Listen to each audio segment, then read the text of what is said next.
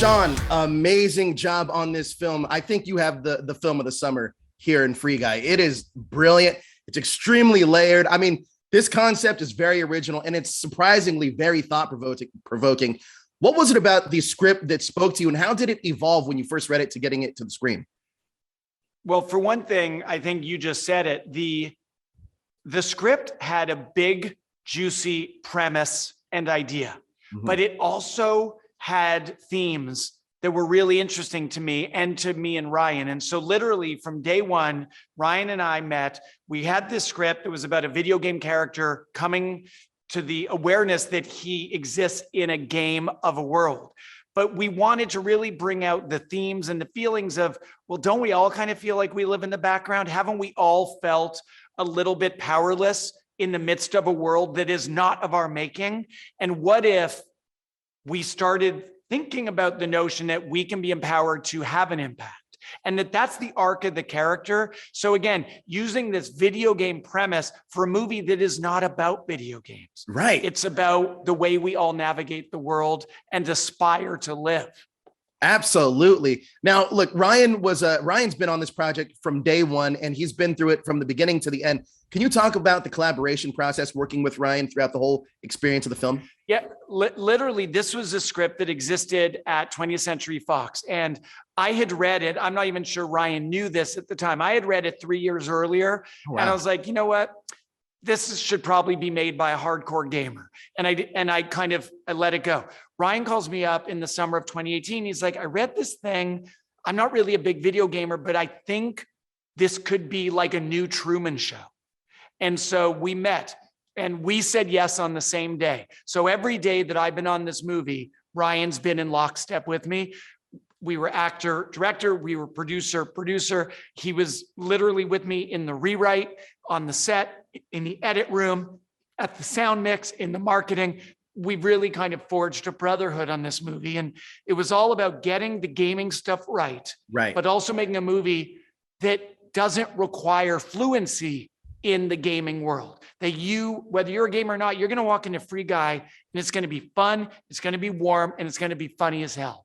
Yeah, see, I'm not a gamer, and that's exactly it. Like, it hit me in all the right spots. And the interesting thing, too, is that it's like the best video game movie. It's not really like the premise isn't about video games, which is fascinating to me. Now, another question I have was when this film was made, you talked about this a little bit. You read this at 20th Century Fox. When this film was it made before the merger, and was anything added after the merger specifically? Oh, yeah. And I'm going to dance around this answer because who knows when this will be shared. But yeah, so the movie got greenlit when 20th Century Fox was a standalone studio. While we were in pre-production, Disney basically swallowed Fox, bought Fox. And as Ryan and I started making the movie, it occurred to us, well, wait a second. Now that we're owned by that big behemoth conglomerate, they've got all these other cool things in their vault. Maybe they'll let us play with some of those toys. And so we didn't know whether we'd get a yes or a no, but we knew we would regret not asking. Sure. And so we made certain special requests of the powers that be at Disney to play with some of those tools, some of those toys. And to our astonishment, they said yes to every request. So the movie is filled with some pretty great surprises. You know what? I also love the relationship between Buddy and Guy. And because that is a true friendship. And I just want to talk about Lil Rel for a second. What did he bring to the role of Buddy that wasn't necessarily on the page? I'll tell you what Rel brought to the movie. We hired Rel knowing he would be funny. But what you don't know, what I didn't know about Rel, is his actual secret superpower is the humanity. The Buddy performance and the Buddy Guy relationship is so filled with sweetness and humanity and warmth. And you root for that guy. You know they're fake people. You know they are in a video game, and yet you still root for them and champion them the way you do any character. And so for me, that was the real kind of special sauce, was the warmth and the humanism that Rel brings to the movie screen. Now, you also get to work with Taika Waititi playing Antoine in this, and he kills it. He steals every scene he's in. He's so good. But can you talk to me about working with him and collaborating with him? Because he's a great director in his own right. Does changing working with him or him being a director change the way that you kind of direct him in a scene? I'm sure there's many examples where a director's hired a fellow director to do an acting role, and it's kind of made the dynamic different or wonky or somehow different than actor director. With Taika, I love Taika's movies, but from the minute we spoke and the minute he stepped foot on set, he was like, "What do you want?" And it was an actor director relationship. But frankly, what I wanted and what he gave me, I was like, man, you get that kind of thoroughbred, you let that guy run. You let him run and you see where it leads you. And so Taika did the script, but every day Taika did, I'm not exaggerating, 25 alternate jokes for every joke. So I have hours of Taika Waititi outtakes that are brilliant. And it was just a matter of choosing, well, which brilliant joke idea should I put in the movie? He's really a uniquely inspired talent. Now, I know earlier you said you weren't a really big gamer coming into this, but now I'm sure that you've played either Grand Theft Auto or something along the lines that this game would be based on. Do you view NPCs in those games differently now after making this film? Without question. I had played video games growing up and then as a younger adult, and I played a lot of video games when I was working on the screenplay and when I was prepping the movie.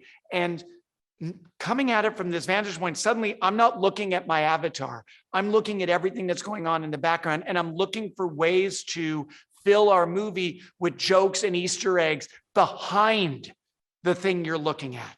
Because that's, of course, where NPCs live, right? They live in the background, and the whole movie is about taking the people in the background and bringing them foreground. We got to talk about Jodie in this too, because she is brilliant. She gets to play, essentially in a rom-com, an action star, and a reluctant god all at the same time. So can you talk to me about working with Jodie and how she embraced all of that? I'll just say that from the minute from 4 lines into Jodie's callback audition with Ryan, and I was sitting in the room, I knew that we were watching someone who was going to be a major, important performer of her generation. She is incredibly talented. I haven't seen anything she can't do yet, including sing, by the way. She actually sings a cover of Mariah Carey's song, which is incredible. The movie. Like, come on, not that many talents. Right. But Jodie, you're absolutely right. There was a piece of it that was just badass action heroine, Molotov girl in the game. But really, the Millie character in the real world is a smart, willful, lonely, frustrated, relatable young woman. And it becomes very much a rom-com storyline in many ways. And the versatility and the kind of nimbleness with which Jodie can move from comedic to dramatic, from action to dialogue and drama. There's not that many performers who can do that of any age, of any gender. And the fact that she's like 27 years old, I just know someday I'm going to be like an old man with a cane going, I gave her first movie. I gave that 5-time Oscar winner her first movie, and I'll be proud of it. I really hope that everybody goes to see this movie, not just for the cameos or the spectacle, but it's an extremely layered story, and it's brilliant. I think, like I said, I think you have the summer movie here. It's amazing, Shawn. Thank you so much for your time. I appreciate it. I appreciate your kind words. Thank you.